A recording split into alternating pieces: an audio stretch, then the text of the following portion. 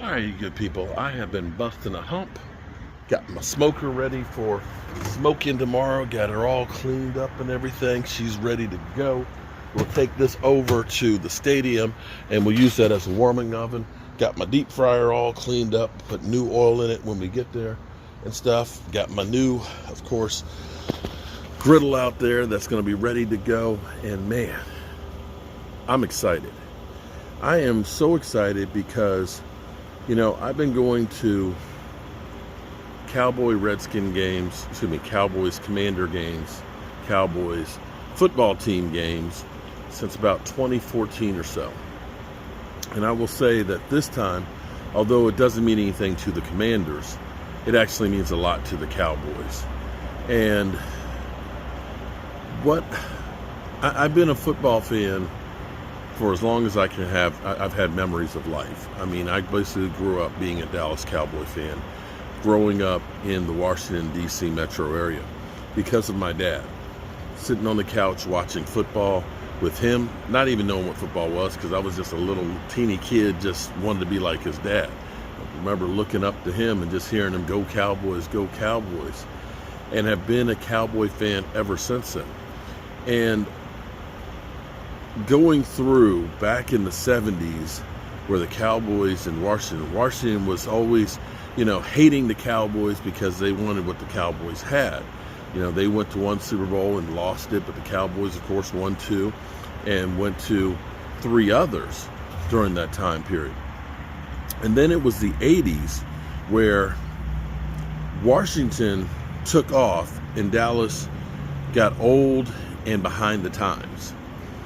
And I went to high school in Redskin territory. And when I say in Redskin territory, their defensive coordinator was Richie Pettibone. I played football with his son. His daughter was a cheerleader. Crosstown rivals, J.D. Gibbs was the quarterback for Oakton High School. And so my brother even ran into Dyron Talbert's wife's car. So when I say we were in the middle of Redskin territory, we literally were in the middle of Redskin territory. And that's what I grew up with.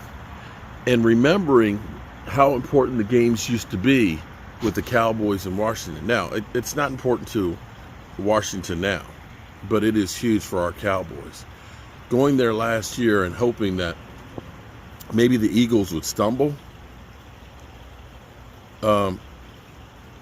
seeing them and wondering if they would stumble, and hopefully the Cowboys would end up getting the division crown, which didn't happen. It was actually a big disappointment seeing Washington and Sam Howell. All of a sudden, Sam Howell, that's the new guy, man. We got ourselves a franchise quarterback.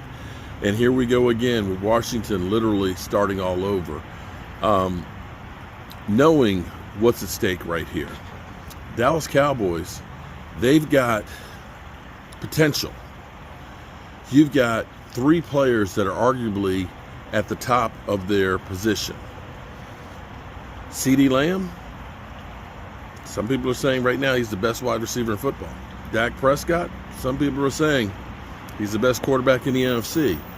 Micah Parsons, some people are saying he's the best, edge rusher, hybrid linebacker in football. We have pieces. We can go in and get ourselves an advantage if we can just take care of business against the Commanders. I can't wait to be there, and I'm hoping that what I see there will be the Dallas Cowboys taking a major step forward to getting back to where they used to be. You have to understand, I have seen this over and over again in my life. The Cowboys were, we lost to the Green Bay Packers in the Ice Bowl, one step short of the Super Bowl. But not only that, lost to the Green Bay Packers 3 times in the NFC Championship game. They lost to the Colts when they finally got to the Super Bowl. And it was always thought the Cowboys, great regular season team, but they can't win the big one, until they did against the Miami Dolphins. And then back in the 80s, we got that label again. We went to the NFC Championship game 3 times. Danny White was actually a really great quarterback for the Cowboys, but unfortunately didn't get to the Super Bowl, so he never gets the credit that he deserves.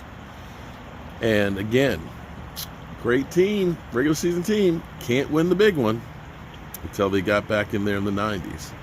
And here we have it. This is like deja vu for me, a third time. And so we'll see what we'll see. Let me give you, I'm going to put a few clips here together of getting ready for the tailgate.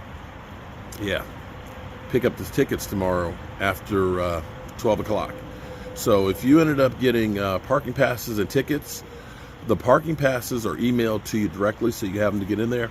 And the tickets I'll be picking up tomorrow, and I'll have everybody's there at the tailgate. So we've got, let me show you here what we've got. See all those pork shoulders? I've got to rub that butt and get those ready for smoking tomorrow tonight. So I got to make my my rub-a-dub-dub for those and get those seasoned up and ready to go. Yeah. What's up, good people? Mark Holmes here, and as always, I want to say thank you all for watching, commenting, subscribing, and being part of the Joe Boo Sports Report. Without you guys, as well as you ladies, you know that this literally does not work. I am getting ready for the tailgate. You know, football starts out early when we're talking about the Joe Boo Sports Report. We are picking up some of the stuff we need for tailgating. I got to get on my pork shoulders so we can get those things seasoned up, so we can get those things smoked. It's going to be on, Brad. It's going to be on like Donkey Kong. So, so far, getting all the stuff I need to make my barbecue sauce. We're going to see about the pork shoulders over here. Yeah, it's going to be good. All right, you see that right there, right? That right there, 8 pork shoulders. Look at that. How many pounds are each of those? That is 6 pounds, roughly 6 pounds a piece. 6 times 8, so that's about 50 pounds. 50 pounds of pork shoulders. Wow, that's a lot of smoking we got to do. So I'm going to have to get my seasoning and stuff ready to get this stuff together. I'll be actually getting these things prepped up tonight. We'll be smoking these things for about 18 hours tomorrow, Friday into Saturday. Yeah, we roll like that. We roll like that. The countdown is on. FedEx Field, here we come Sunday. And look at this. This is my new baby, because we got a lot of people to feed, and I need one down at the Red Brick House. We got a 36-inch griddle. I can actually put a 3-foot sub on this sucker. So if I want to do a 3-foot long Reuben sub, bam, I got it. 5 burners. Whew. I just got to cure it now. Got to get this sucker real hot and get the, shoots, I forgot what kind of oil it is. But it's, damn, I'm getting old and forgetful. But I can't believe how nice this thing looks. Now, here's one of the tips that I always give you guys. After the season is the time to buy things like this. This thing is regular $549. Got it for $299. That is a bargain, a huge bargain. And I can't wait to fire her up. I need to get my battery in here for my igniter. What did I do with it? I know I got the battery around here someplace. Did I put it in my pocket? Oh well, I'm going to get a battery for it. I don't know what I did with it. Dag nabbit, I'm a freaking idiot.